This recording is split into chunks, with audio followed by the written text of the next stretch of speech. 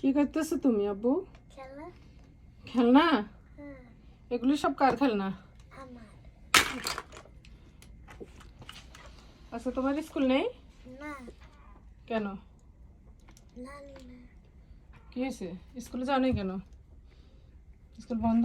হুম, তো স্কুল বন্ধ হলে কি মানুষ এরকম করে যে পুরো ঘরে তুমি যে খেলনা ছড়াই ছিটে রাখছো, এগুলো কে গোছাবে বাবা?